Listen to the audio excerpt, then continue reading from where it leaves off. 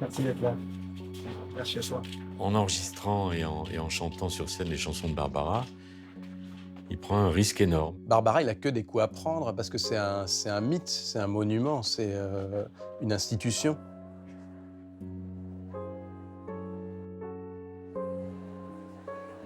Il prend le risque de l'insuccès, il prend le risque du ridicule, n'ayons pas peur des mots, il prend le risque que ça ne plaise pas. En plus, avec cette voix incroyable qu'elle avait, la profondeur de ses textes, lui qui est plutôt un chanteur populaire dans le bon sens du terme, on se dit, il est dingue ce mec.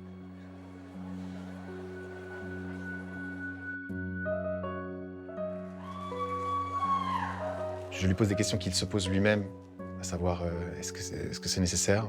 Pourquoi faire ça? Pourquoi s'exposer à autant de critiques?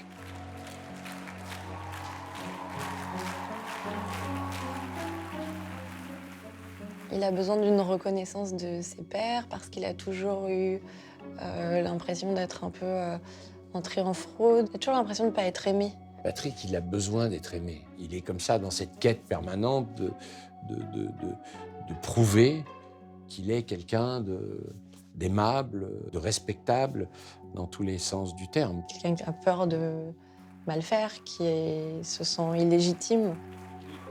Vas-y. Ok, noir sale, s'il vous plaît, messieurs, noir sale.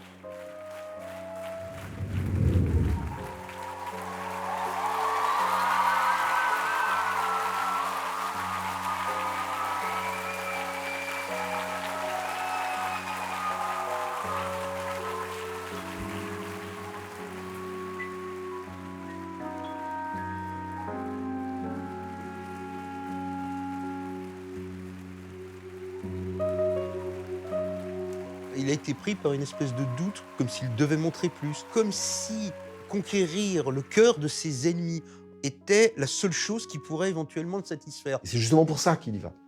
Il y va pour convaincre. C'est un des challenges les plus périlleux, les plus complexes et les plus difficiles de sa carrière.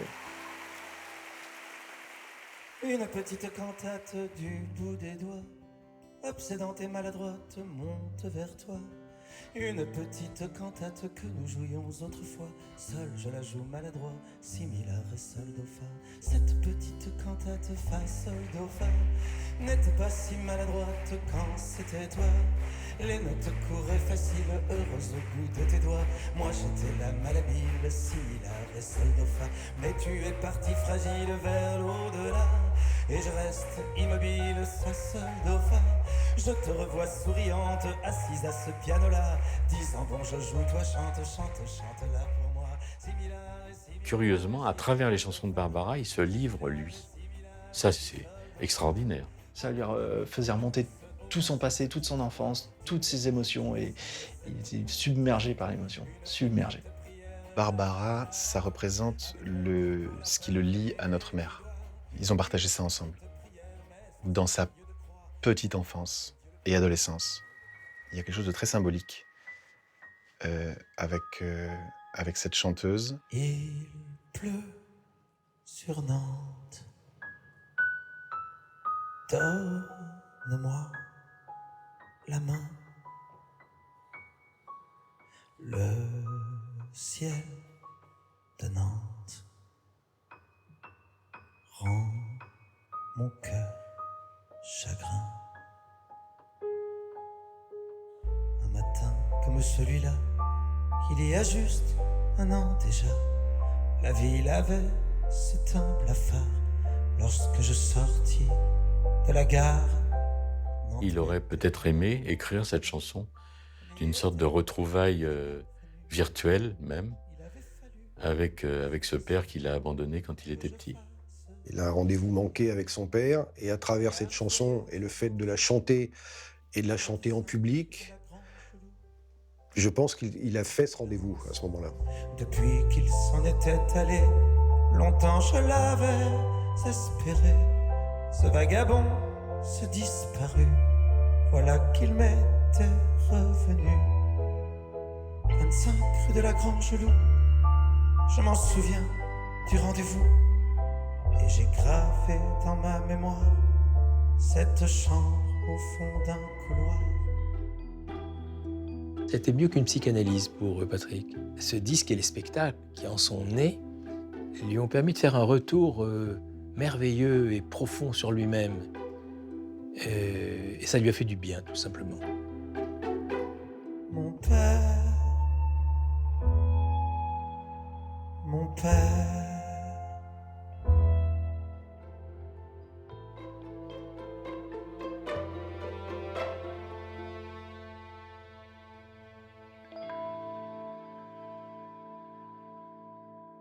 Que recherchait-il vraiment en interprétant Barbara, cette icône de la chanson? Voulait-il renouer avec son passé ou s'adresser à ceux qui ne le considèrent pas? Patrick Bruel a toujours été animé par l'ardent désir de réussite, le puissant besoin de plaire, l'envie de prouver qu'il est un artiste complet. Il a su construire, dès ses débuts, une relation intense avec son public, au point de remplir l'Olympia au milieu des années 80, pendant plusieurs jours, alors que son premier album n'avait reçu qu'un accueil très limité. Dans les années 90, il a fallu inventer un terme pour qualifier le phénomène qu'il était devenu. On parlait de Bruelmania. Sa voix portée et comptée, il s'en est servi pour lutter contre l'extrême droite et inciter les jeunes à voter. Ce statut de porte-drapeau d'une génération l'a exposé à la critique et à la caricature. Patrick Bruel ne serait qu'un chanteur pour adolescentes en mal de repères. Ce tourbillon aurait pu tout emporter, le faire vaciller. Il a su résister et se réinventer. Depuis près de 40 ans, il occupe le devant de la scène artistique, cinéma, théâtre, chanson, et pourtant, il y a toujours chez lui cette crainte de ne pas être légitime. Il aimerait faire rimer popularité et unanimité. Alors, d'où vient cette soif, ce désir de réussite, cette pugnacité qui le caractérise, remonte à l'enfance. La clé est peut-être à trouver dans une absence compensée par un amour fusionnel. Pour le jeune Patrick, cette école d'Argenteuil est un formidable terrain de jeu lorsqu'il n'y a pas classe. C'est là qu'il vit avec sa mère enseignante depuis qu'ils ont été contraints de quitter l'Algérie en juin 1962. Ce sont des juifs pieds noirs, donc ils sont revenus d'Algérie, mais sans rancœur. Il n'y a pas la rancœur de l'exil, du tout. Il y a la conquête de la France et la conquête dans la meilleure part de la France.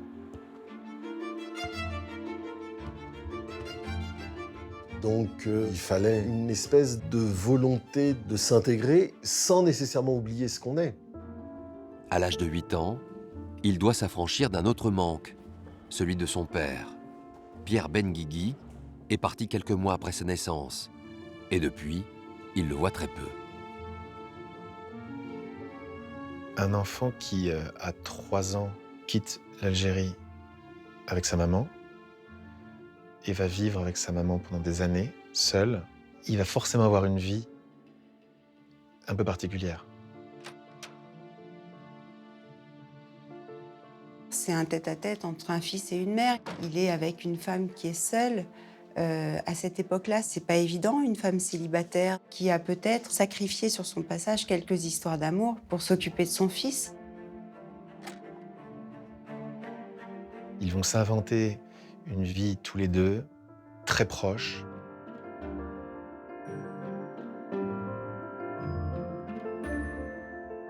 Il y a un versant triste et un versant lumineux dans son enfance. Le versant triste, c'est ce père qui se fait la malle. On ne sait pas qui il est. C'est absurde. Et puis le versant lumineux, c'est l'amour de cette mère. L'amour d'une mère, ça donne une force infinie. D'ailleurs, on les reconnaît toujours, ceux qui ont été adorés par leur mère.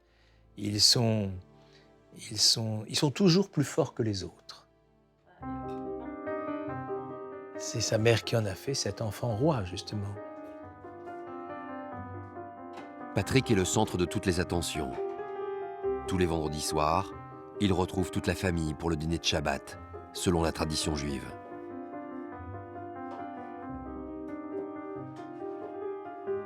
Élie, le père de sa maman, était forcément la figure paternelle. C'est son grand-père, mais c'était la figure d'homme à la maison. Donc c'est quelqu'un d'important, ce couple de grands-parents, Élie et Céline. Ça parlait fort, ça s'embrassait dans tous les sens, ils aimaient bien faire la fête. La famille avait un rôle très important et quand je dis la famille, c'est avec toutes ses ramifications, ses extensions, les oncles, les grands-oncles, les cousins, la grand-mère, enfin tout le monde quoi. C'était une tribu. C'était sa force aussi. D'être dans cette famille, je pense que c'était sa force. Il était comme dans un cocon, il était un peu Dieu sur terre.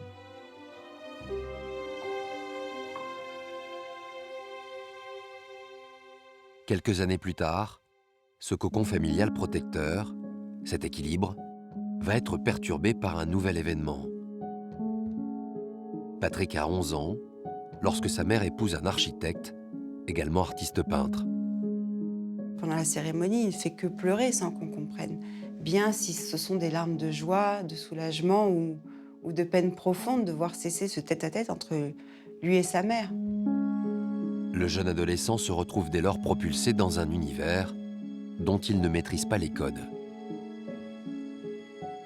Ce petit juif émigré arrive dans une famille purement française, franco-française, la bourgeoisie française, etc. Ça lui demande encore un effort d'adaptation.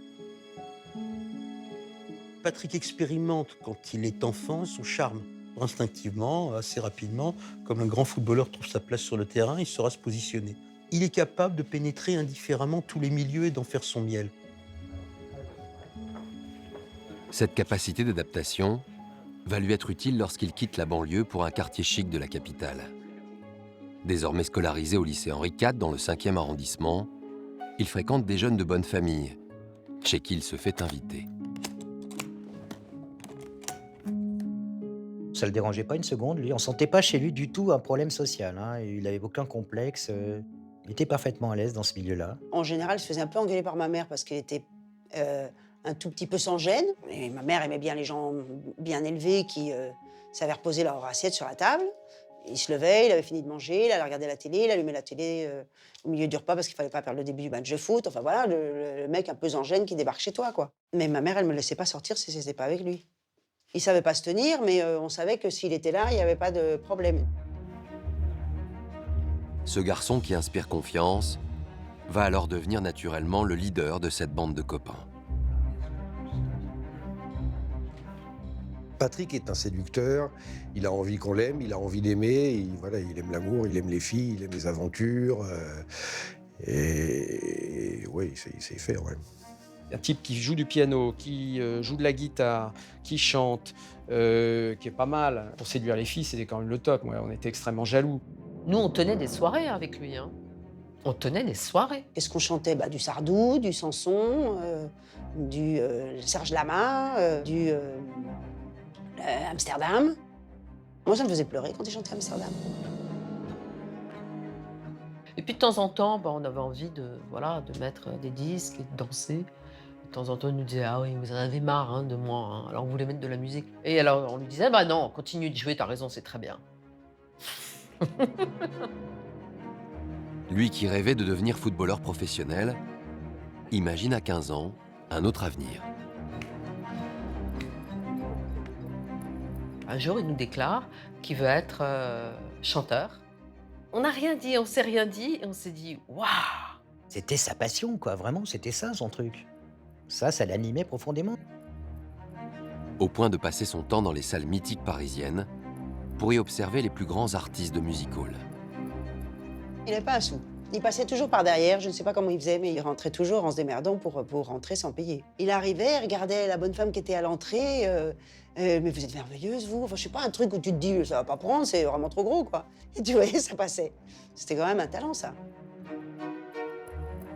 Il arrive à rencontrer des artistes, il arrive à rentrer dans des loges. Il était partout où il fallait être, au moment où il fallait y être, quoi. Il était très présent, ouais. Il faisait de l'entrisme, en fait. C'est quelqu'un qui a des rêves, des désirs et qui fait tout pour les réaliser, quoi. Il insiste, il lâche rien. Il lâche rien. Mais en même temps, il a un tel potentiel solaire qu'on est ravis de lui céder.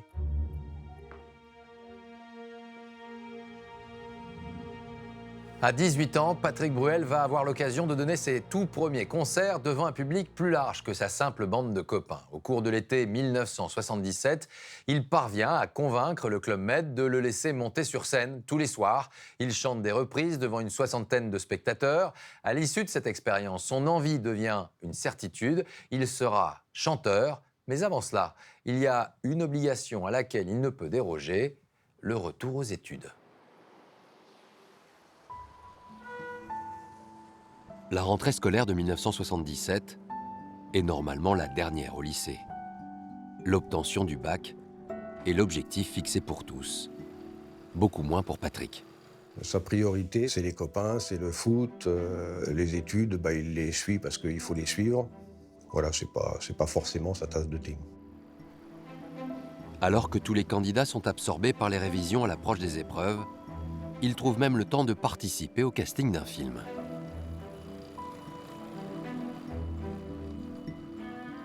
Je recherchais un adolescent d'une quinzaine d'années, entre 15 et 17 ans, avec l'accent pied noir. Ses copains au lycée lui ont dit « Mais attends, quand tu nous fais rire, tu prends tellement l'accent, pourquoi tu y vas pas ?» Au naturel, il ne l'avait pas. Il avait l'accent d'un titi parisien. Mais il le prenait très bien, l'accent pied noir. Mais de toute façon, il le connaissait par cœur. Il est né dedans. Donc, c'était pas un problème pour lui de le reproduire. Cela sera-t-il suffisant pour faire la différence? Pour être engagé dans le premier film d'Alexandre Arcadi? En arrivant au rendez-vous à Montmartre, il découvre une sérieuse concurrence. Il y a une soixantaine de garçons qui attendent. Lui est debout, il vient d'arriver, il se demande même s'il va rester.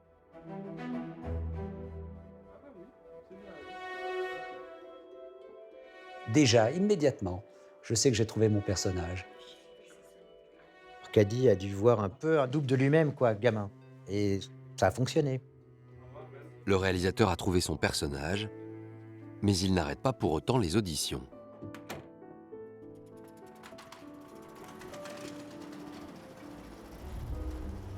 Comme il n'avait pas de nouvelles de moi, il a cru qu'il n'avait pas le rôle.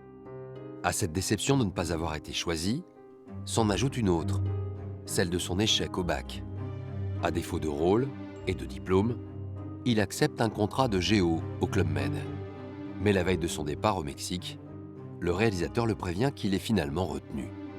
Il voulait pas et il a dit « Moi, je pars au Club Med, j'ai l'habitude, j'aime ça. » Parce qu'il chantait, surtout là-bas, il jouait pas. Je lui ai dit « Ne loupe pas le film. Crois-moi, je t'offre la première marche de l'échelle. Ça, c'est tout ce que je peux t'offrir. Le talent, on va voir si tu l'as et toi, tu vas gravir les échelons. » Il lui a dit « Écoute, tu vas voir, ça va être formidable, un film, tu sais pas ce que c'est. Après, on va aller chez Drucker et tout. » Et puis finalement, il l'a convaincu. Le tournage du Coup de Sirocco peut débuter. Patrick se retrouve dans la peau de Polo Narboni, contraint à l'exil avec ses parents au moment de l'indépendance de l'Algérie. Lui d'ordinaire si à l'aise, se montre cette fois très impressionné sur le plateau. Il est attentif, il observe les gens, il se met pas en avant. Au fur et à mesure qu'on tournait ce film, je le sentais s'ouvrir. Il riait, il prenait plaisir à ce qu'il faisait, il s'entendait bien avec les uns et les autres. L'apprenti comédien replonge dans son histoire familiale, celle du déracinement vécu également par ses partenaires, Marthe Villalonga et Roger Hanin. On était tous des pieds noirs, ou presque. Donc à partir de là, c'était vraiment dans notre sang, nos tripes qui étaient là. Et donc on savait de quoi on parlait. Patrick a très peu de souvenirs de l'Algérie, étant parti très très jeune. Donc il a des images qu'on lui a données, des photos qu'il a vues dans les albums de famille. Ces odeurs, ces couleurs, ce soleil, ces sons aussi, c'est très important. Je trouve que le Coup de Sirocco, ça a été une façon de remplir son album de souvenirs. Lui qui s'est construit en l'absence d'un père, se trouve le temps du tournage une figure paternelle en la personne de Roger Hanin.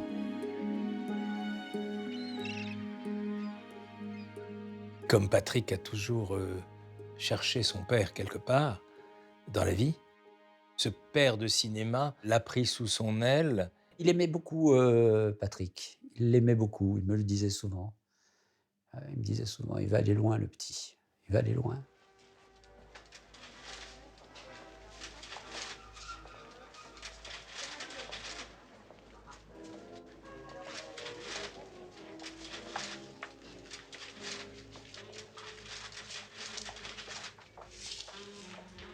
Alors, Polo, tu veux que je te présente?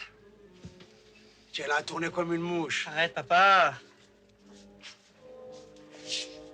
Voilà. Celui-là, c'est mon fils Polo. Polo, Monique. Maintenant, je t'ai présenté, tu te débrouilles. Attaque. Quel titre vous voulez écouter? T'aimais follement. Mon amour, nuit et jour. En tournant ce film, Patrick Benguigui va trouver une occasion de rompre symboliquement avec son père biologique, en se choisissant un nom d'artiste. Un jour, sur le tournage, il est venu me voir en me disant « Je crois que j'ai trouvé mon surnom, je ne veux pas garder le nom que j'ai, je crois que j'ai trouvé. » J'ai dit « C'est quoi ?» Il dit « Bruel. » Je dis « Oui, pourquoi pas ?» Et puis dans Bruel, il y avait un peu Brel, donc ça ne m'étonnait pas. Il sort du monde de l'adolescence pour basculer dans le monde de l'adulte, et là, il affirme totalement cette volonté d'avoir une propre identité.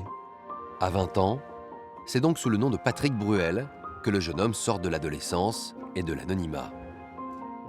Le coup de Sirocco sera un succès en réunissant 1 500 000 spectateurs. Il ne sait pas trop ce qui lui arrive. Il est content parce qu'on parle beaucoup du film, parce qu'on doit certainement lui dire « On t'a vu, enfin les copains, tout ça, ça nous a plu, etc. etc. » Et comme Alexandre Arcadi lui avait promis, l'équipe du film est invitée dans l'émission de variété la plus regardée de l'époque, chez Michel Drucker. Comme j'avais l'habitude de plaisanter un peu avec l'accent pied noir en me forçant un peu, j'ai réussi. Vous ne pensiez pas du tout au métier d'acteur? Si, j'avais passé des auditions pour un film l'année dernière. Ça n'a pas marché? Quel film? J'avais pensé L'Hôtel de la Plage. Ah oui. J'avais essayé les auditions L'Hôtel de la Plage, mais j'aurais bien voulu faire... Ne prends pas cet accent pointu là. C'est marrant. Il était lui-même fanatique de Drucker. Hein. Patrick, je me souviens que le dimanche, quand il arrivait chez Marion, il chopait la zapette et il fallait regarder Drucker, il l'imposait à tout le monde. Puis il y a la France entière qui regarde quand même Drucker. Vos parents sont comédiens? Ah non, pas du tout. Non, votre père est... Mon père est enseignant, ma mère est enseignante. Et... Ils voient ça d'un bon oeil, ils sont contents? Ah oui, je sais. Ils sont assez contents. Puis il y avait tout chez Drucker, il y avait tout ce que Patrick aimait. Il y avait la chanson, il y avait le cinéma, il y avait le théâtre. Il ne pouvait pas espérer mieux, quoi. Il vit un rêve, quoi. C'est pas un aboutissement, mais c'est le début de quelque chose, forcément. Cette première expérience au cinéma ne suffit pas à tranquilliser sa mère Augusta. Pour la rassurer, il décroche son bac l'année suivante et dans la foulée, il s'inscrit à l'université. Mais il y allait peut-être pas souvent quand même. On avait quand même bien d'autres choses à faire, entre les castings, les rendez-vous, les rencontres des réalisateurs, le théâtre. Ça y est, il est parti, il est dans son truc. Il sait qu'il veut faire ça, il sait qu'il va y arriver. Les études, c'est annexe. Ce qu'il rêve de mener, c'est toujours une carrière de chanteur. En attendant, il accepte tout ce qu'on lui propose, y compris un spot de publicité pour une barre chocolatée.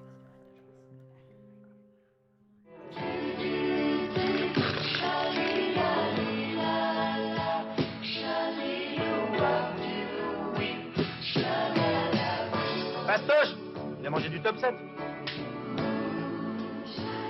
Je pense pas que ce soit seulement gagne-pain. Quand il fait une pub, c'est déjà que ça fait partie d'un métier, c'est un métier d'acteur. Je pense qu'il aime ça. Il a vraiment l'envie de réussir, déjà à cet âge-là, chevillé au corps, hein, de faire sa route, son chemin, d'écrire son destin lui-même, en se donnant les moyens de le faire vraiment, pour être reconnu, célèbre. Il y avait vraiment ça écrit chez lui très très tôt. Rien n'est encore fait, mais Patrick Bruel n'envisage pas une autre issue que la réussite. Et dans cette quête de notoriété, il va tenter un autre défi. Après le cinéma et la publicité, pourra-t-il se retrouver à l'affiche d'une pièce de boulevard? Lui qui n'a suivi aucune formation théâtrale, saura-t-il séduire l'auteur de la pièce, la comédienne Pierrette Bruno? Pierrette, au départ, voulait des comédiens, des jeunes comédiens, issus de très bons cours, voire du conservatoire, voire de la rue Blanche. J'ai fait la rue Blanche. Et Patrick, lui, n'avait rien fait. Pas de cours, pas suivi de cours. Donc il est arrivé avec quoi? Avec sa spontanéité. Un beau paquet de toutes vos vieilleries là pour l'armée du salut. Ce jour-là, Micheline Boudet, la comédienne vedette de cette future pièce, assiste à tous les essais. Quoi? Une brique et demie? Qu'est-ce que c'est? Qu'est-ce qui m'y prend? Et hop, la puce. Il n'est pas le seul, naturellement. Il y a d'autres concurrents qui se présentent pour ce rôle. Et immédiatement, Pierrette Bruno a flashé. Comme ça, elle a trouvé. Oh, mais tu as vu ce corps qu'il a. Dès que Patrick lit son rôle, elle est morte de rire. On l'entend rigoler toute seule, et c'était immédiat. Gérard, ce soir je suis retenu au bureau, alors ton père et toi, vous ouvrirez une boîte de raviolis. Il avait une bonne petite gueule et une vivacité comme ça dans l'œil, quelque chose qui collait parfaitement en plus avec le personnage dont elle rêvait, elle, puisque c'était l'auteur. Cette espèce de nature et de culot rentre dedans, c'est parfait. Pour elle, c'est parfait. Bah, on l'a pris tout de suite, quoi. Il a marché, il nous a séduits. Patrick Bruel sera-t-il crédible dans le rôle de Martin, un jeune homme qui aide une quinquagénaire à reconquérir son mari en se faisant passer pour son amant?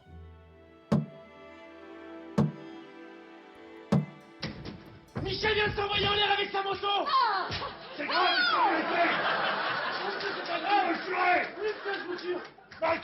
Marie-Colette, tapez-lui dans les mains, je vais chercher un peu d'eau fraîche. C'est ça, mettez quelques glaçons dedans. Je vous aime bien, Martin. Moi aussi, monsieur. Ben, madame, vous savez bien que c'est du bidon. Heureusement que je le sais, c'est un coup à tomber raide morte. Oh, vous êtes formidable. Il connaissait pas du tout les ficelles. C'est ça que vous appelez déménagement. Je revois Micheline le pousser, lui faire signe en disant « Vas-y, enchaîne », parce qu'il était complètement déstabilisé par les rires. Attention, il va revenir. Repensez-vous maladroit comme il est, il en a pour 10 minutes. Vous êtes vraiment une grande actrice, hein. Même moi qui suis un gugus de première, je ferais pas aussi bien. Michel! Martin! Qu'est-ce qui vous arrive? Martin! Il n'était pas travailleur, mais il avait beaucoup de facilité. Il fait n'importe quoi, mais c'est bien. Grisé par les rires et par les applaudissements, le comédien n'a aucune envie d'être interrompu par le service militaire obligatoire. Encore une fois, il va se montrer persuasif. Il a réussi, parce que c'est un énorme séducteur, à séduire toute sa hiérarchie pour avoir des permissions en permanence et de se retrouver en réalité à faire un mi-temps, un service militaire à mi-temps. Mais il draguait tout le monde, et surtout, il convainquait tout le monde. Ce qui est quand même du talent, c'est pas évident de convaincre. C'est un super commercial. Le Charivari restera à l'affiche pendant 2 ans. La pièce sera jouée 460 fois. Pour Patrick Bruel, c'est une étape de plus dans le parcours ambitieux qu'il s'est fixé. Je sentais déjà qu'il avait envie de sortir du commun.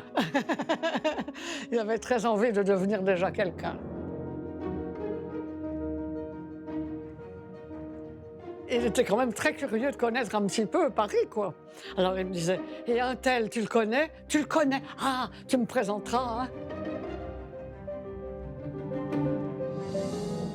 C'est un stratège. Il a construit peu à peu les choses avec intelligence, avec méthode, avec pragmatisme, avec souplesse.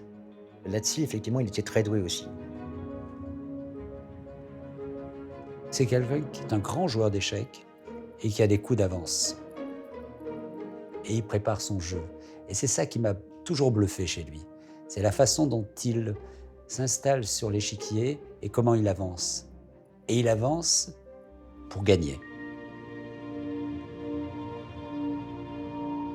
Patrick Bruel s'est donc fait un nom au cinéma et au théâtre. Un timide début de notoriété qui ne le fait pas dévier de son objectif premier, son rêve d'adolescent, faire carrière dans la chanson. Et un homme va l'y aider. Il l'a rencontré lors d'un séjour à New York et il va le retrouver à Paris au début des années 80.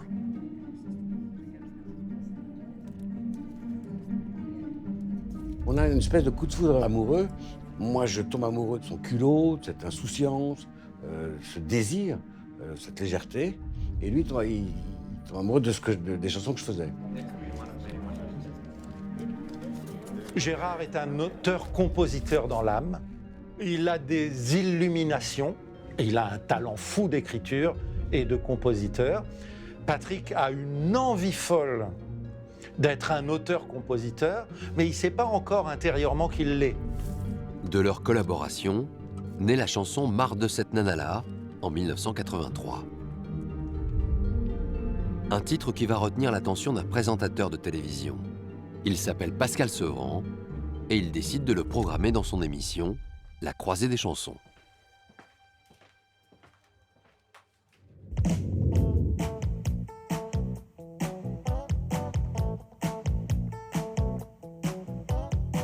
Pardonnez-moi si j'arrive un peu en retard, mais ma maman ne voulait pas que je sorte ce soir. Elle me fait toujours quand je viens vous voir, mon cher amour, toute une histoire, des aventures. C'était « Pardonnez-moi, mon cher amour, j'arrive en retard, mais quand je viens vous voir, je me fais toujours un petit pétard ». Bon, c'était ça le texte du départ. Et c'est Evelyne, ma femme, qui a dit « Peut-être ça passera pas ». Il y a une forme d'autocensure, quoi.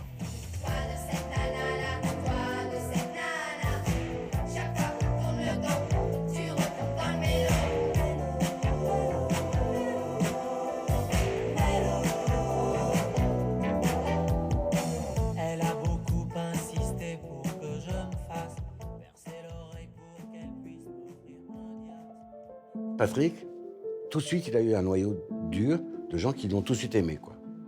L'année suivante, le duo récidive. Il signe un deuxième succès. Son titre, « Comment ça va pour vous ?», se hisse à la 27e place du top 50, un feu de paille pour certains. La maison de disques ne croit pas en Patrick. La maison de disques ne pense pas que Patrick puisse faire un album, ce qui est encore pire. Il n'a pas de projet artistique en tant que tel. Il veut chanter, il veut être sur scène, mais il n'y a pas un sentiment d'identité artistique forte. Patrick, il se bat comme un beau diable pour prouver qu'il peut vendre des disques, qu'il peut être sur scène. Donc, il en fait encore plus que les autres pour ça. À force de persévérance, il réussit tout de même à enregistrer son premier album. Mais il se solde par un échec, 20 000 exemplaires seulement vendus. Malgré tout, Patrick va vouloir retourner la situation à son avantage.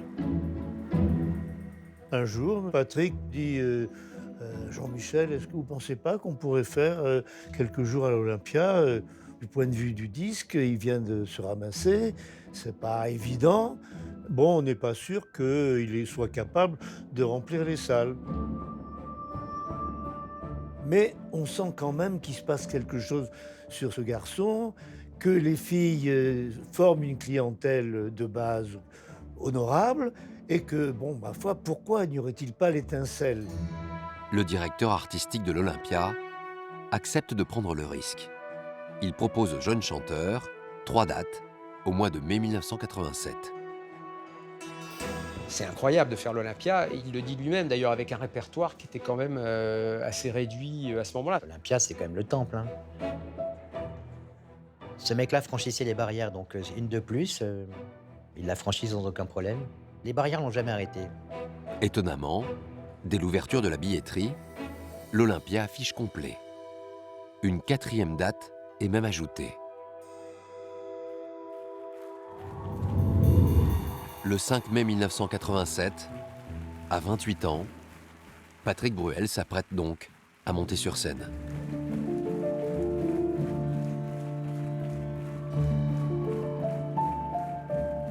Il a passé des heures devant l'Olympia à regarder et à rêver un jour d'y être. Et voilà, et il y est. Et il y est.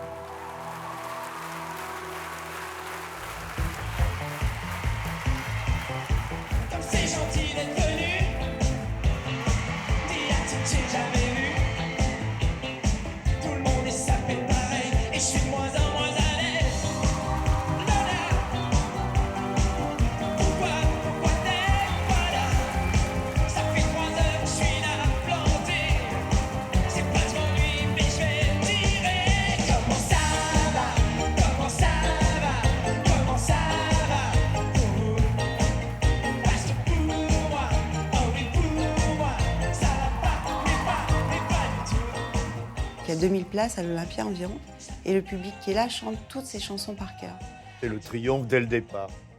Dès le départ, il est accueilli par des hurlements de jeunes filles qui sont toutes amoureuses de lui.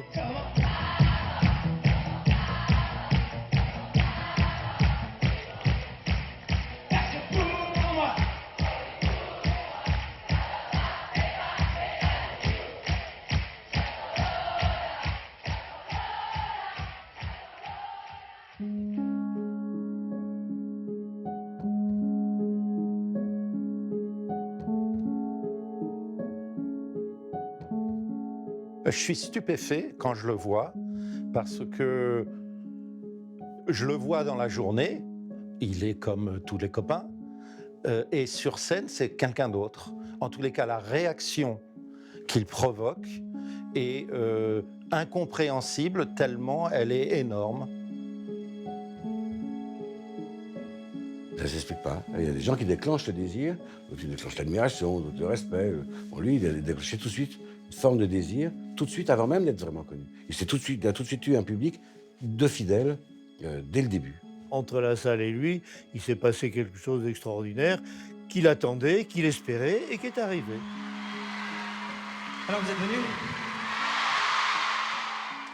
J'étais pas sûr, hein? Non. Non. J'attendais de vos nouvelles. Prenne mon téléphone. J'ai attendu longtemps. Très longtemps. Sa plus grande qualité, son plus grand talent, c'est peut-être la pugnacité.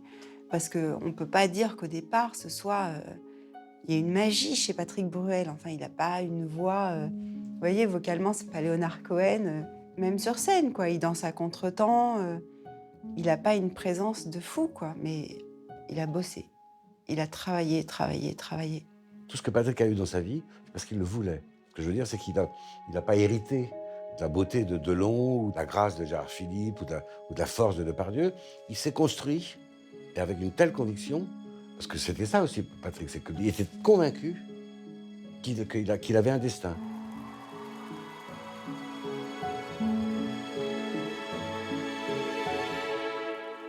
C'est à l'issue d'un concert de Michel Sardou à l'Olympia en janvier 1975 que Patrick Bruel s'était juré d'y chanter lui aussi. 12 ans plus tard, il l'a donc fait. Malgré le succès de ce passage, il sait qu'il doit encore travailler et définir son identité d'interprète. En revanche, son parcours au cinéma se précise. On l'a vu en 1985 dans la comédie à succès Prof, qui a réuni 3 millions de spectateurs. Il tourne ensuite sous la direction de Claude Lelouch, Attention bandit en 1987, puis La maison assassinée de Georges Lautner en 1988. Cette année-là, justement, Alexandre Arcadi, le réalisateur de ses débuts, a un nouveau projet pour lui.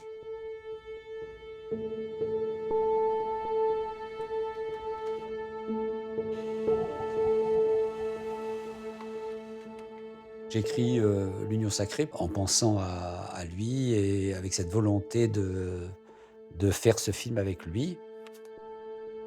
Il doit incarner Simon Atlan, un policier de la brigade des stupes qui met constamment en avant son appartenance à la communauté juive.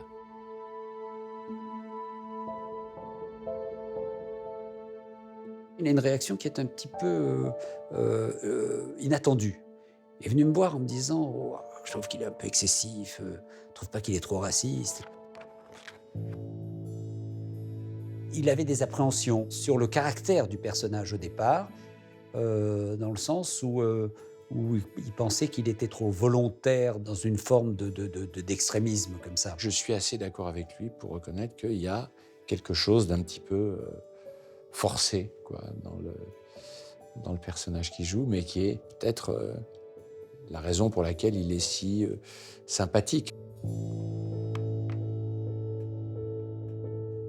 Ça n'a jamais été un sujet, le fait qu'il soit juif, il n'y a jamais eu de militantisme de ce point de vue-là, ou d'affirmation. Maintenant, ça ne veut pas dire qu'il renie cette identité, loin s'en faut, au contraire. Il l'affirme, il le pratique, mais enfin, il n'en fait pas un étendard. La question du judaïsme a toujours été présente, c'est ce qu'il est. Son grand-père faisait les fêtes, voilà, à table, fête juive, ça comptait. En même temps, il est plein de choses en même temps, il est à toute la France.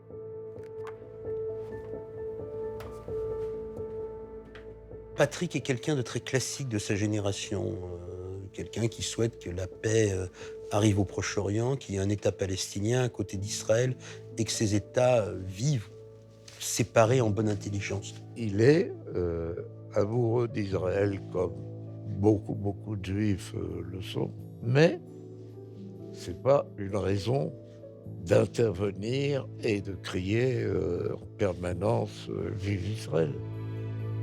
Alexandre Arcadi finit par rassurer Patrick Bruel sur son personnage.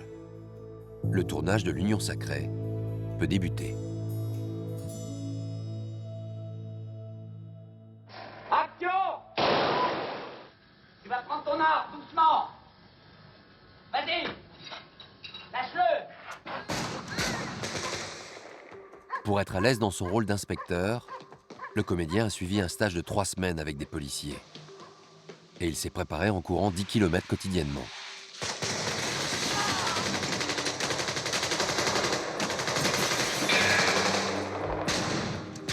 Physiquement, il était assez affûté à ce moment-là. Et il tenait, je sais pas, à faire son Belmondo, quoi, si vous voulez. Pour exemple, nous étions en train de faire une séquence au Trocadéro et sur une grue, sur le bras d'une grue. Un truc assez dangereux à faire. Et il a voulu faire un peu... non, je fais moi la cascade.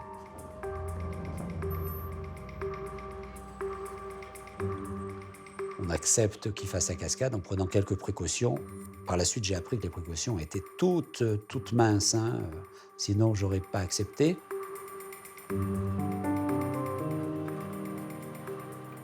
Je sentais hésiter et à un moment donné, je lui dis Patrick, si tu veux pas, on met le cascadeur et on doit tourner. Non, j'y vais. Bah, il fallait avoir du courage, hein, vraiment.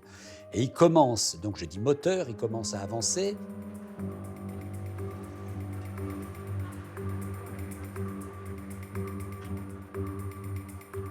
Et après 2 pas, il arrête, il me dit coupe. J'ai peur, je coupe, qu'est-ce qui se passe? Il dit non mais attends qu'il y ait un bus ou des voitures en bas, on va croire qu'on l'a fait en studio. Quelle clairvoyance.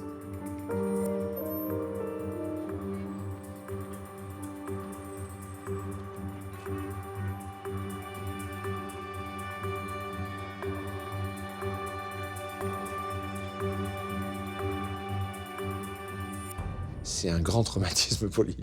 Il a eu la peur de sa vie. Enfin, il n'avait pas peur non plus de dire que ça fout la trouille, quoi, quand même. Moi, je suis juif dans le film. Et va arriver pour faire équipe avec moi un type d'origine algérienne qui est joué par Richard Berry. Et ça va être le premier conflit. T'es une merde pourrie qui transporte de la drogue. Alors tu vas dégager ton cul, retourner avec les autres, d'accord?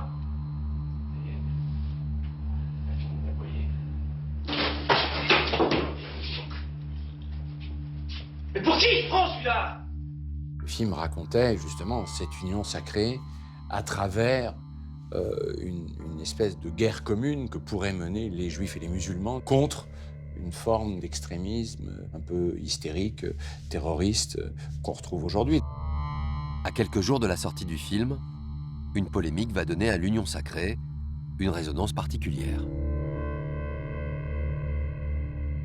L'effervescence ne retombe pas à propos de l'affaire des versets sataniques de l'écrivain d'origine indienne Salman Rushdie. Les uns après les autres, les grands pays musulmans interdisent la publication de l'ouvrage et dans de nombreux autres pays, les communautés musulmanes se mobilisent. Aujourd'hui à Paris, une manifestation était organisée et certaines banderoles portaient inscrits très nettement ces 4 mots, la mort pour Rushdie. C'est l'actualité qui s'est emparée du spectacle. Tout le monde est effaré, effrayé par une telle chose. À mort Rushdie, Allahu Akbar, c'est-à-dire Dieu est grand, 2 cris entendus des centaines de fois entre le métro Barbès et la place de la République, 2 cris poussés par environ 1 millier de manifestants. Il est déjà mort, il le fait très bien, Rushdie. Il est déjà mort, c'est une question qu'il ne faut même pas se poser. Il mourra dans 1 an, dans 10 ans, dans 20 ans, il est un homme mort. Évidemment, les journalistes prennent le film à bras-le-corps en disant « Alors, vous n'avez pas peur des attentats ? Alors, vous n'avez pas peur qu'on interdise le film. On est extrêmement concerné, mais on est partagé entre l'envie de montrer le film et la peur de l'effet que ça pourrait avoir sur certaines personnes. Et nous-mêmes, on a pris conscience qu'effectivement, ça pouvait peut-être dégénérer. Dès lors, des mesures de protection exceptionnelles sont mises en place dans plusieurs salles de cinéma. C'est une ville de province assez calme, disons. On a la police qui vient faire des rondes toutes les heures. Et mon Dieu, ça se passe bien. La police vient voir s'il y a des bombes, par exemple? Oui. Ils vont dans toutes les salles et ils ouvrent même... Il faut ouvrir les gros sacs. La promotion du film se focalise sur la condamnation de l'extrémisme religieux et du terrorisme. Sur les plateaux de télévision, Patrick Bruel est amené à prendre position. Là où le bas blesse, c'est qu'en dépit de quelques précautions oratoires louables, ce cocktail explosif fait en fait l'amalgame musulman-terroriste. À demain, François, mais je crois que Patrick a quelque chose à répondre. Je trouve que je suis pas du tout d'accord avec beaucoup de choses que vient de dire François. Je pense que c'est un film qui, au contraire, ne fait absolument pas l'amalgame musulman-terroriste. Ce film est un pamphlet contre l'intolérance et qui est un film réellement antiraciste. Tout le monde connaît mes appartenances à SOS Racisme et à toutes ces organisations de ce genre. Ça fait partie de son vrai personnage. Il a des idées politiques claires et il n'en a jamais changé. Et dans ces idées claires, la lutte contre l'extrémisme et le fascisme est très présente. Ça a toujours été un spectateur engagé. Il a une conscience politique extrêmement développée. Je crois que ce film a été fait dans le plus grand respect de la religion, de toutes les religions. Il est évident que tous les musulmans ne sont pas des terroristes. C'est une chose qui est tellement évidente. On est dans un monde où l'intolérance est à son comble, qu'un film aujourd'hui mettre le doigt là-dessus. Je crois que c'est très important. On nous dit, mais ce film est très, très d'actualité. C'est un film qui marque les esprits. Et forcément, c'est un film qui marque la carrière de Patrick d'une façon forte, parce que c'est un rôle à sa mesure. Ce rôle dans l'Union sacrée, sa dimension et son entrée en résonance avec l'actualité installent donc encore un peu plus Patrick Bruel en acteur de premier plan. Comme c'est le cas depuis ses débuts, il refuse toujours de faire un choix entre le cinéma et la chanson. Il a besoin des deux. Après le grand écran, le temps est donc venu pour lui de retrouver la musique avec, sans surprise, une ambition nouvelle. Au printemps 1989, Patrick Bruel enregistre son deuxième album en compagnie de son producteur Mick Lanaro. Il entame la première prise d'une chanson à laquelle il tient vraiment.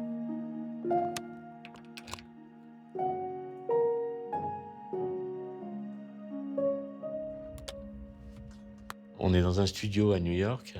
Pendant des heures et des heures, je suis pas gentil avec lui.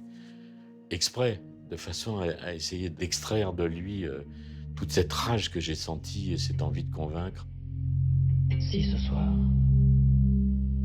j'ai pas envie de rentrer tout seul. Si ce soir, j'ai pas envie de rentrer chez moi. Et pour me prouver que j'ai tort, il y met tout ce qu'il a dans le corps, quoi, et dans la tête. J'ai envie de me casser la voix. Casser la voix. Casser la voix. Casser la voix. Casser la voix. Et en une prise, il me fracasse, quoi, tellement c'est bien. Et moi, j'avais les larmes aux yeux. Cette chanson, qui s'apparente à un cri de révolte, est née 2 ans plus tôt aux Francopholies de La Rochelle. Invité à se produire sur une petite scène un dimanche après-midi, Patrick Bruel a assisté la veille au concert phare du festival, celui de Jacques Higelin.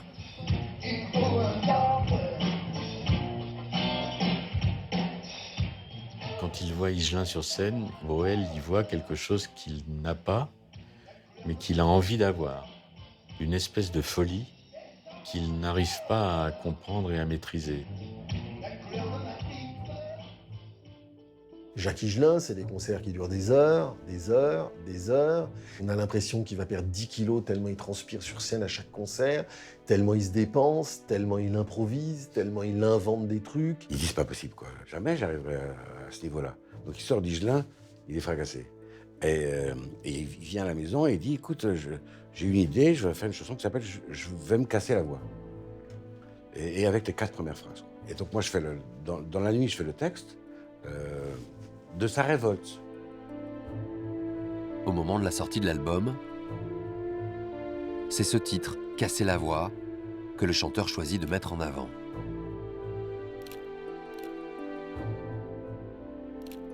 Grosse résistance de tout son entourage, agents, maisons de disques, etc., qui disent « il ne faut pas sortir cette chanson-là en premier, parce que c'est trop dangereux ». C'est un changement de registre trop important. Moi, ça me fait un peu peur, parce que c'est une chanson lente. À la radio, c'est peut-être pas une bonne idée, mais il se bat et il réussit à imposer à tout le monde que la promotion de l'album va commencer par casser la voix. En faisant ce choix, Patrick Bruel réussira-t-il à montrer aux médias et à son public un nouveau visage, plus grave?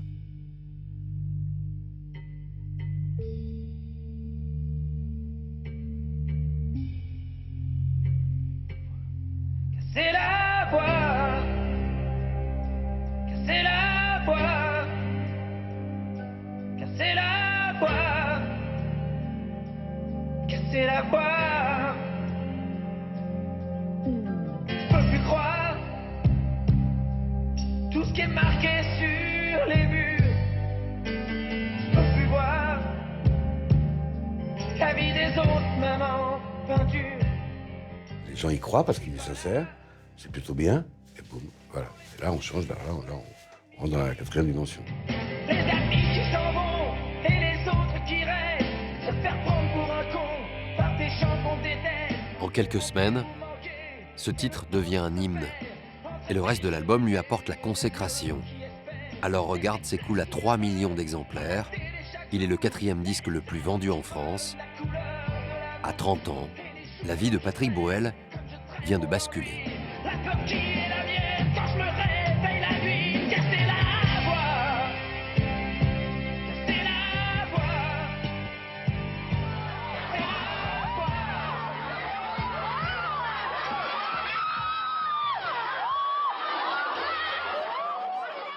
C'est que tout d'un coup, se cristallise sur lui une époque, c'est les Beatles. Mais c'est hallucinant, vraiment. C'est des milliers de personnes chaque soir dans la salle, des dizaines de milliers de personnes, c'est des millions de disques vendus, c'est une adulation, une idolâtrie. Enfin, on est totalement dans l'irrationnel. On veut Patrick, on veut tout, on aime tout chez Patrick.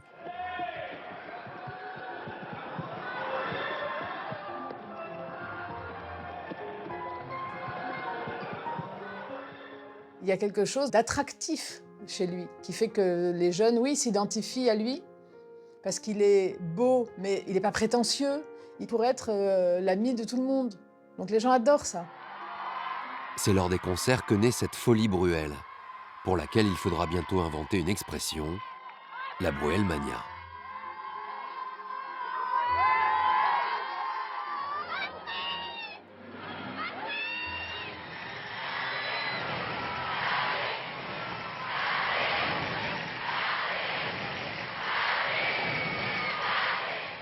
On était derrière un tulle noir qui tombait à la première chanson, qui était Alors Regarde. Et on voyait derrière ce tulle noir tous les briquets allumés et des cris, mais invraisemblables, quoi. C'était phénoménal, quoi. Phénoménal. Phénoménal. J'ai jamais vu des salles en délire comme ça. C'était la première fois que je voyais ça en France, quoi. Vraiment. Le sommeil veut pas de moi, tu rêves depuis longtemps. Sur la télé, la neige a envahi l'écran. Alors regarde, tu verras tout ce qu'on peut faire si on est beau.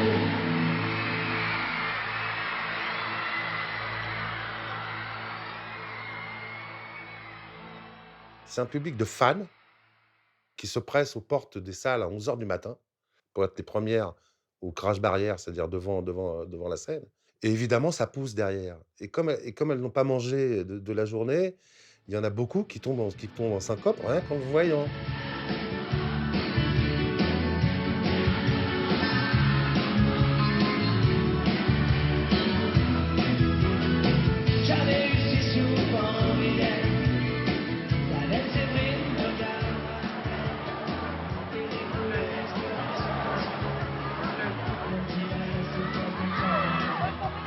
Rouge, ils n'arrêtent pas, il y a les médecins, le SAMU, les pompiers, tout le monde bosse.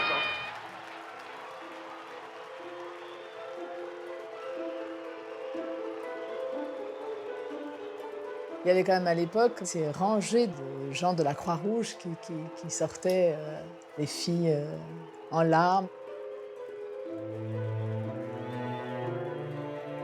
Il est une espèce de dieu vivant pour les gens qui l'aiment à ce point-là. Il y a des filles qui se jettent sous les roues de ma voiture quand je viens le chercher à la fin du concert. Si j'ai le malheur de baisser la vitre parce qu'une de ces filles tape trop fort à la vitre, elle s'engouffre dans la voiture par la vitre. Il ne pouvait pas se déplacer dans la rue sans avoir une cohorte de fans qui le suivaient. Enfin, c'était un succès absolument incroyable et très déstabilisant.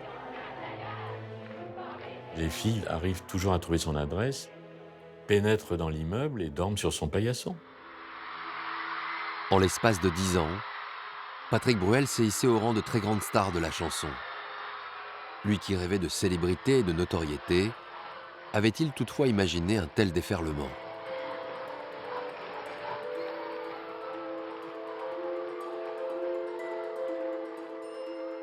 Au début, il le vit bien, et puis peu à peu, ça l'a angoissé presque. Ça l'a gêné, quoi. C'était trop. Il avait envie d'être respecté pour ce qu'il écrit, pour ses musiques, pour ses textes.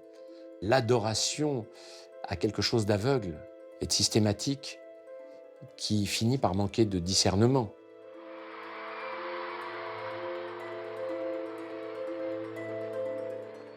Ce qui m'a fasciné, c'est sa capacité à résister à cet ouragan qu'il avait d'ailleurs, qu'il avait créé lui-même, hein, puisque cette passion-là qui est née, il en est le principal, je veux dire, responsable.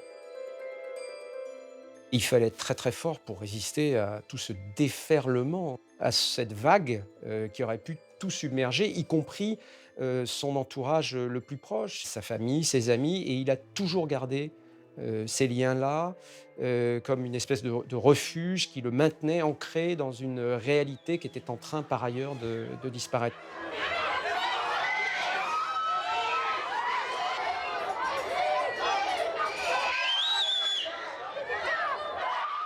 Sa grande angoisse, je pense, elle était aussi grande que le succès qui était le sien à l'époque. Ça a été de se retrouver catalogué comme chanteur à succès pour jeunes filles qui criaient Patrick. Désolé, nous, on va retard, mais la porte, il ne va pas se passer. Bonjour. Pour un chanteur qui veut faire carrière, c'est-à-dire qui va un jour vieillir, la Bruelmania le fige en fait dans une espèce d'icône à minette, quoi. Presque une étoile filante. On se dit, bon, bah, une fois que la Bruelmania va retomber, il n'y aura plus personne. Après une série de tubes et une longue tournée réunissant 1 million de spectateurs, Patrick Bruel est nommé aux Victoires de la musique en 1991. Il concourt dans 3 catégories.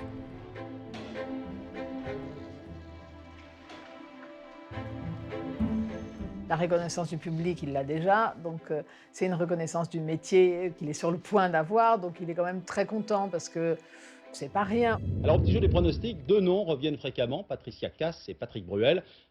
Patrick Bruel est avec nous en direct ce soir, pas trop fébrile, Patrick?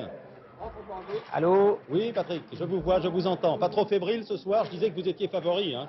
Ah, c'est gentil. Ouais. C'est en effet, bien sûr, fébrile, parce que c'est quelque chose d'important. C'est après la formidable récompense que j'ai eue pendant toute l'année de la part du public au Zénith avec cet album et de la part de la profession ou de la part des médias pendant tout ce qui s'est passé. C'est vrai que ça augmente un peu le trac, ça augmente un peu la fébrilité, mais vous savez, partir, comme vous dites, favori, c'est toujours un peu délicat. J'ai jamais aimé être favori dans quoi que ce soit. Je préfère toujours être plutôt outsider et mon instinct me dit qu'il... Ces victoires-là sont faites pour récompenser quelqu'un comme lui cette année-là. On est avec vous ce soir, hein. Sur scène, on croise les doigts, ça va marcher, Patrick, j'en suis sûr, vous êtes nominé 3 fois, il n'y a pas de raison. Il part jamais confiant parce que, c'est son caractère. Donc, nous tous autour, on est au-delà de confiant. C'est-à-dire qu'on est super content pour lui. On se demande s'il va en avoir 2 ou 3. Voilà, c'est la question, elle est là. Les 3 nominations pour le meilleur interprète de l'année sont... Oui. Patrick Bruel, Julien Clerc et Michel Sardou. et le gagnant est... Michel Sardou. Quand la première victoire lui échappe, déjà, on est très surpris. Mais on se dit, bon, c'est pas grave. Il ne pouvait pas lui donner les 3. On va mettre la victoire de l'album de l'année à Alain Souchon pour Nickel.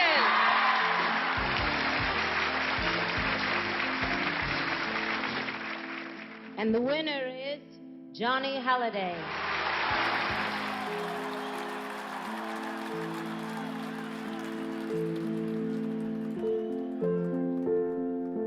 Quand arrive dans l'ordre la première, puis la deuxième, puis la troisième victoire qu'il n'a pas, moi je suis au bord des larmes. On est sidérés. Sidérés parce qu'on ne comprend pas. J'aimerais aussi souligner qu'il n'y a pas que moi qui ai fait beaucoup de monde en 90. Et je trouve injuste qu'on n'ait pas nommé mon ami Patrick Bruel. Merci. C'est le métier qui vote. Et le métier, on avait contre lui, quoi. Ça a été vraiment une punition, quoi. Une punition. Tu t'es été trop vite, c'est pas bien, voilà. C'est vraiment ça que j'ai ressenti. C'est vraiment une façon de dire, bon, ok, t'es nominé, etc., mais tu vas pas avoir le prix. Et ça, il l'a très mal vécu. Il était très malheureux. C'était ridiculisé, c'était méprisé. Des milliers de fans, d'ados en particulier, pour qui c'était important. C'était méprisé toute notre aventure. Patrick Bruel souffre d'un manque de reconnaissance de ses pairs et de l'image qu'il renvoie.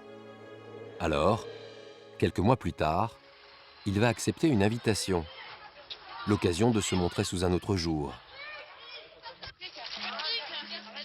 Le 24 novembre 1991, il est l'invité de l'émission phare de l'actualité, le magazine 7 sur 7. Il représente quelque chose dans la génération actuelle. Et j'avais envie de faire parler Bruel du monde dans lequel il vivait.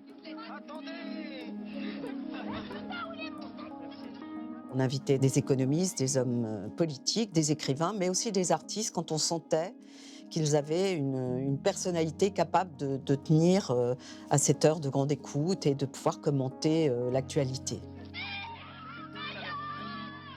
C'est assez compliqué de convaincre les artistes de venir s'expliquer sur les choses du monde parce qu'ils ont le sentiment qu'on les entraîne sur un terrain qui n'est pas le leur. J'ai peur qu'il participe à cette émission parce que j'ai peur que ça dérape.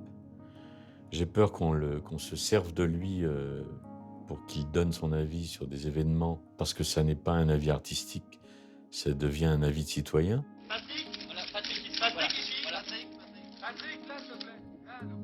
Il n'a rien à gagner à faire cette émission.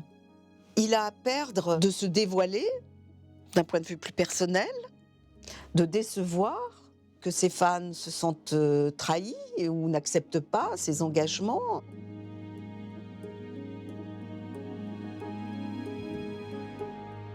Patrick Bruel, bonsoir. Bonsoir. À cette minute précise, il y a des centaines de milliers de vos admiratrices qui me détestent si fort de passer 1 heure avec vous ce soir que je crains le pire pour moi.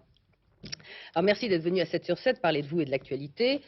Vous d'abord, on va commencer par ça. Qu'y a-t-il, à votre avis, je parlais de phénomène tout à l'heure, qu'y a-t-il dans le phénomène Bruel pour déclencher une telle passion? C'est très difficile d'expliquer ce qui est inexplicable. Moi, je suis le premier spectateur d'un truc totalement irrationnel et magnifique. Il s'est beaucoup préparé, il s'est préparé aux questions, il n'a pas voulu aller comme ça en dilettante en se disant « Ah bon, je vais répondre ». Non, non, il a potassé ses dossiers. On répétait, moi je faisais un 5P et tout, ouais. On savait que c'était un truc important.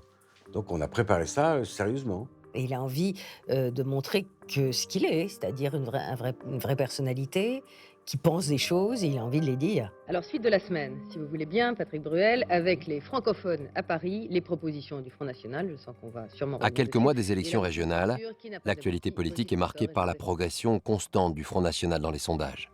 Alors, vous avez été indigné? Moi, je savais que je venais, qu'on allait en parler, alors j'ai pris la peine de le lire. Quand je dis la peine, c'est vraiment ce que ça m'a inspiré. Je vais pas tout vous lire, hein. Non, Faut en parler, il y en vous a êtes 50 gentil, vous êtes gentil, non. c'est hallucinant. C'est-à-dire que ça se situe entre Vichy et l'apartheid en Afrique du Sud à peu près. C'est hallucinant. C'était tout ce qu'il détestait, enfin les valeurs prônées par à l'époque par Jean-Marie Le Pen et par son parti d'extrême droite à l'époque, c'était vraiment un truc qui le révulsait. Évidemment qu'il y a des problèmes, on ne peut pas se les cacher. Il y a des problèmes d'immigration, des problèmes de chômage, il y a des problèmes énormes. Mais le Front National n'en résoudra jamais aucun. Il faut dire aux gens d'aller voter. Parce que ne pas voter, c'est donner sa voix à celui qui va gagner. Ne pas voter, c'est favoriser la progression du Front National. C'est la phrase de Molière, c'est ce qu'il disait dans Don Juan. Ensuite, était y prendre part que de ne pas s'y opposer. Il me fait penser à Simone Signoret qui disait toujours on ne va pas à la télévision gratuitement. On a la chance d'être un porte-parole, on a la chance d'avoir un micro, on a la chance de pouvoir dire des choses, on a la chance d'être écouté. Alors profitons-en. Il voulait bien faire. Il voulait être utile, il voulait que ça marche. Il a envie de croire que les artistes peuvent changer le monde de façon parfois assez touchante et naïve aussi. Merci beaucoup d'être venu à 7 sur 7. C'était moins dur qu'un concert quand même. C'était, en tout cas le début était aussi dur qu'un concert. J'étais là, mais merci de m'avoir reçu aussi gentiment. Merci à vous. C'est une étape pour lui, dans l'éclosion de sa personnalité, dans la révélation aux autres de ce qu'il est. Ce soir-là, 7 sur 7 réunira 8 millions de téléspectateurs et la prise de position politique du chanteur marquera les esprits. Aux élections suivantes, l'abstention sera finalement moins importante que celle prévue par les sondages. Alors je ne sais pas si ça a été décisif ou pas décisif, on n'a aucun moyen de mesure, mais ça a marqué des tas de gens. François Mitterrand, qui est un grand connaisseur, dira ça a été déterminant. Malgré cette mobilisation, le Front National confirmera sa percée en nombre de voix par rapport au précédent scrutin. Après la folie de la Bruelmania, Patrick Bruel décide de prendre du recul. Il s'éloigne de la production musicale tout en continuant à jouer au cinéma. Cette parenthèse dans sa carrière lui offre du temps pour voyager, se couper de cette notoriété trop envahissante. En 1997, c'est au Botswana et en Afrique du Sud qu'il part avec un ami, loin de tout.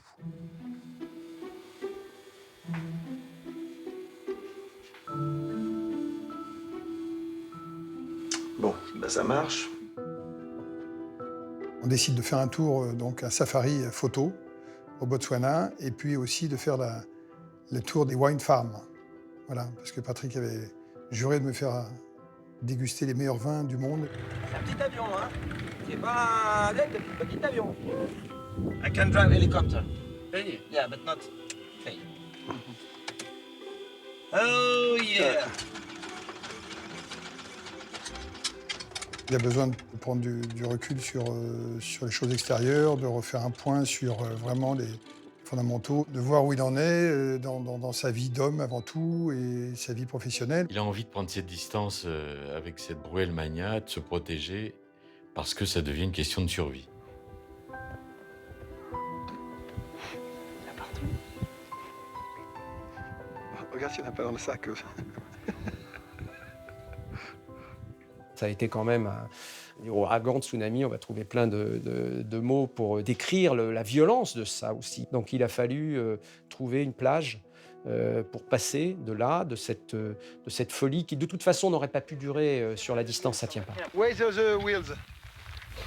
Dispositif en place, changement de cap. Bon, donc on dort ici cette nuit, hein? On dort là, par terre, ici.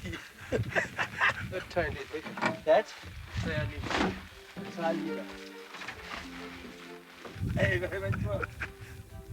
Je crois qu'il y a un lion derrière toi, si tu es gentil de monter. Je trouve quelqu'un qui a besoin de ne plus parler de sa profession, plus parler de rien, qui juste a envie d'être lui-même, quoi. Voilà. Être lui-même, c'est aussi être incapable de passer devant un piano sans avoir envie de s'y arrêter dans le hall d'un hôtel. Welcome to the breakfast. On se retrouve dans un bel hôtel en Afrique du Sud, et puis à un moment donné, au milieu de ce hall gigantesque, il y a un super piano, et puis tout d'un coup, forcément, on sourit, et puis il va vers le piano, il commence à s'asseoir au piano, et puis c'est la passion qui est au bout des doigts, il commence à jouer.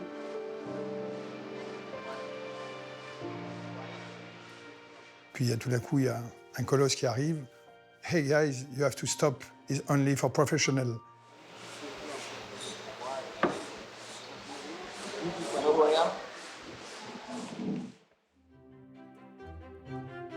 Forcément, il y a une pointe d'orgueil de dire on ne me laisse pas jouer, mais si vous voulez, quelque part, il est content qu'il est juste Patrick et pas Patrick Bruel. Mais la prochaine fois, on vous emmène, hein. Ouais, mais c'est pas sûr. Ça dépend. Il faut passer le test d'abord. Au premier étage, on va d'abord au jardin d'acclimatation. Et on voit comment se comportent avec les pauvres. Ce long voyage aura constitué une première pause dans un parcours uniquement orienté vers la réussite artistique, et cela depuis l'adolescence.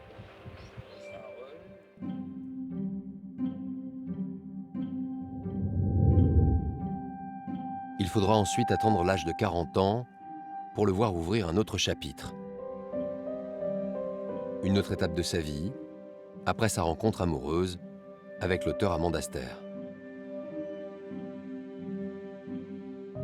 Devenir père pour lui, c'était à la fois très émouvant et très angoissant parce qu'il n'avait pas de représentation de père. Il avait très peur de mal faire, il a très peur de mal faire. Quelques semaines avant la naissance de leur fils Oscar, ils décident de changer de nom à l'état civil.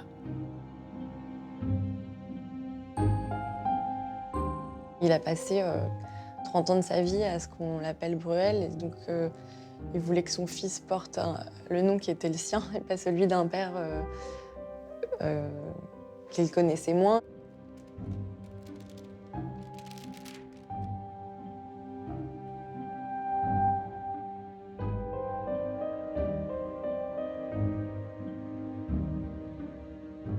L'enfance devait lui remonter en souvenir.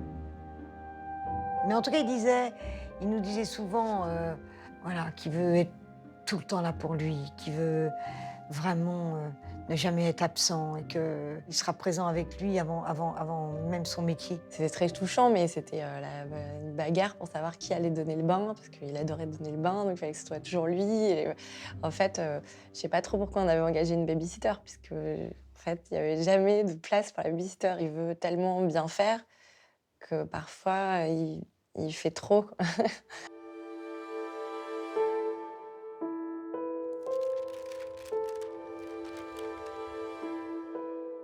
Patrick a toujours voulu être le père qu'il n'a pas eu. Cette attention paternelle sera la même 2 ans plus tard lorsque le couple accueille un second garçon, prénommé Léon.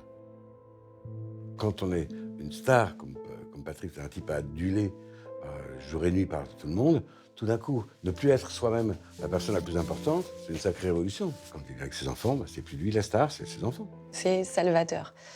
Et à ce moment-là de sa vie, c'est l'amour véritable, l'amour d'un enfant. De son histoire d'amour avec Amand Aster, écrivain et scénariste, va naître une autre forme de complicité. En 2006, le chanteur est en panne d'inspiration.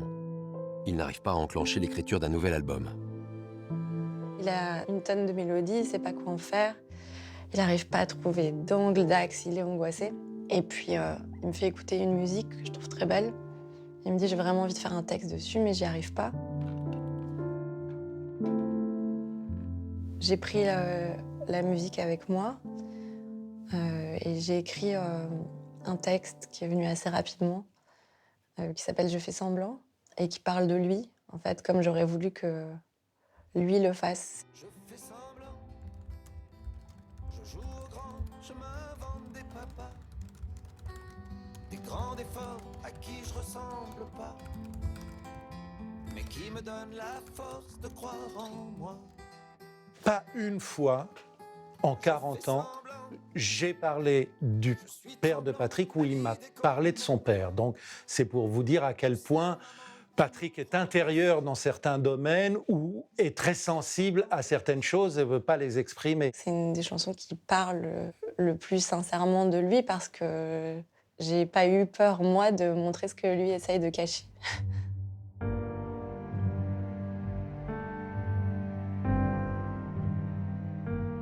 Ça a été le point de départ du nouvel album, parce qu'il est ému par le texte et parce qu'il retrouve du plaisir à avoir une chanson finie, ça en appelle une autre, mais aussi parce que j'écris le texte et qu'il a envie de faire mieux. Et Patrick, c'est quelqu'un qui a ce truc-là en lui de compétiteur aussi. À 50 ans, Patrick Bruel reste un artiste insatiable, qui multiplie les projets dans la chanson comme au cinéma. En 2009, il a envie de revivre l'expérience de ses débuts. Je suis en train de lire tranquillement et quelqu'un arrive dans mon dos à pas de loup et m'arrache le manuscrit et il me crie de loin « Quand j'aurai fini, je te le rendrai ».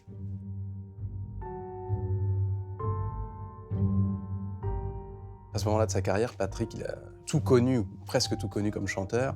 Il est aussi acteur populaire, très connu de tous les Français.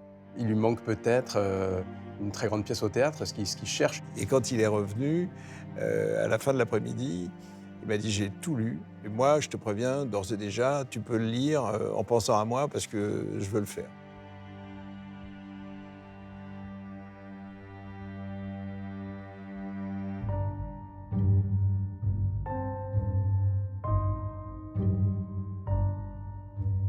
Nous, quand on a écrit le prénom, on n'a pas du tout pensé à Patrick.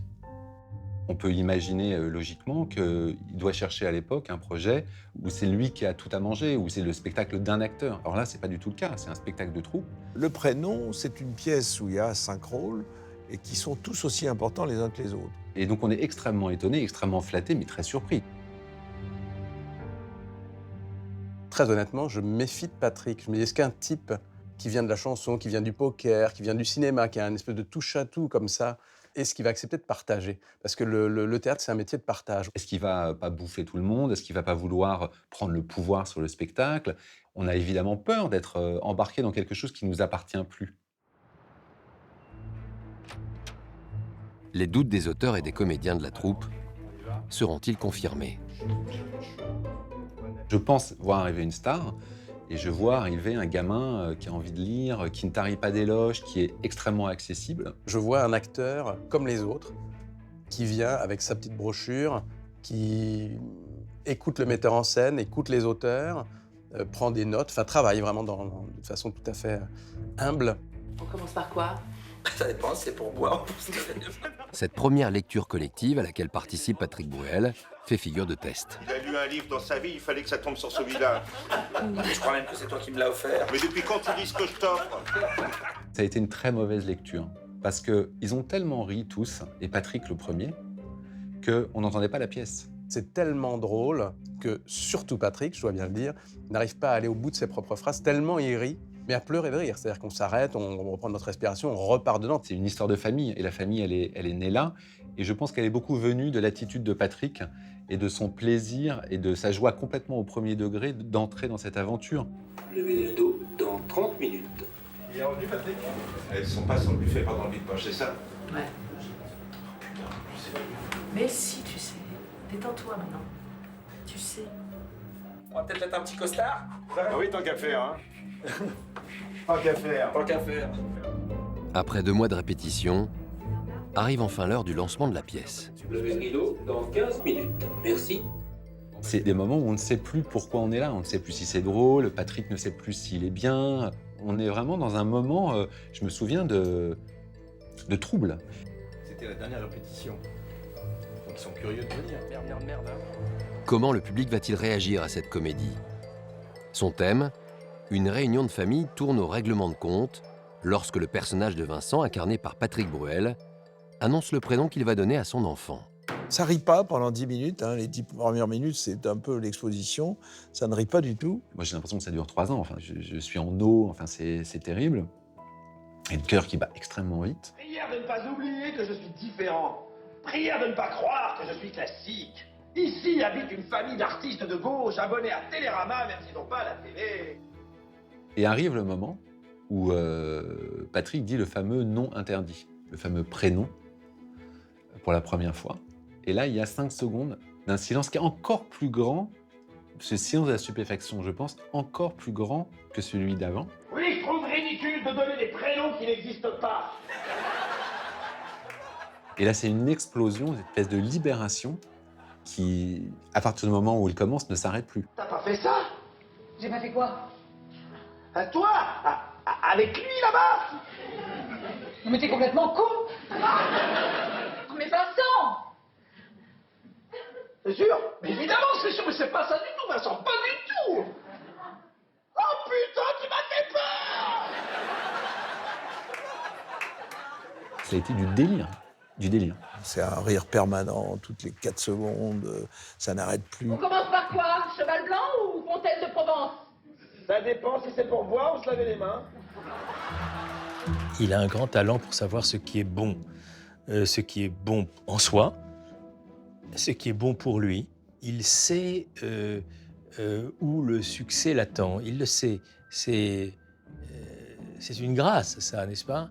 Il ne s'est jamais fourvoyé.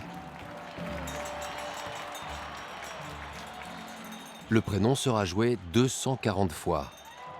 Et l'année suivante, les auteurs, le metteur en scène et l'ensemble des comédiens seront nommés aux Molières. Tous, sauf un, Patrick Bruel. C'est comme si vous n'existiez pas. Voilà. On va nommer tout le monde sauf vous. On a vu une pièce, mais tiens, c'est bizarre, vous n'étiez pas dans la pièce. Il est blessé, mais même furieux, parce qu'il a fait le travail comme les autres, en répétition, en promotion, tous les soirs en scène. Il n'usurpe pas son rôle, ni sa place. C'est-à-dire que les gens vous en veulent toujours de réussir sans eux, dans le métier. C'est quelqu'un qui a décidé de ne pas choisir dans la vie. Il a décidé qu'il irait au bout de ses passions, comme il l'entend, comme il le sent, en prenant beaucoup de risques. Et tout le monde n'aime pas ça. Ça ne l'empêche pas de continuer sa carrière, mais c'est vrai que c'est parti toujours de ses frustrations, de vouloir être probablement aimé par tout le monde et de pas comprendre pourquoi c'est pas venu ou pourquoi c'est pas arrivé jusqu'à maintenant. Près de 40 ans après ses débuts, Patrick Bruel reste aujourd'hui un artiste populaire. Un chanteur et un acteur qui ne cesse de vouloir se réinventer, sans doute pour ne pas perdre ce qu'il cherche depuis l'enfance. Il aurait pu disparaître 100 fois. Et il est toujours réapparu, et souvent là où on ne l'attendait pas. Il ne se satisfait jamais de l'image de la veille. C'était hier, et il continue à avancer vers quelque chose qu'il ne sait peut-être pas lui-même.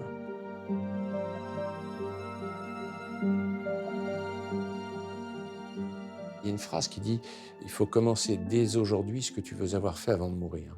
Patrick, il a commencé il y a déjà un bon moment ce qu'il a envie de faire avant de mourir. Et moi, je trouve ça super bien.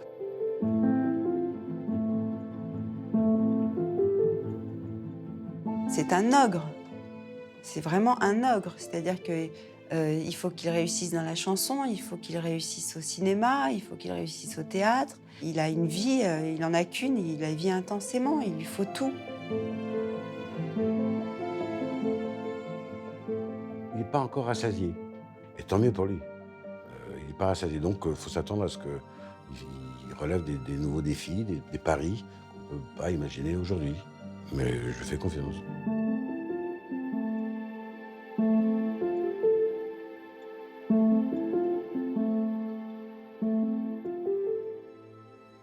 Voilà pour ce portrait de Patrick Bruel qui continue à écrire son histoire au cinéma et avec un nouvel album. Avant de se quitter, voici quelques mots repris dans son livre Conversation avec Claude Askolovitch.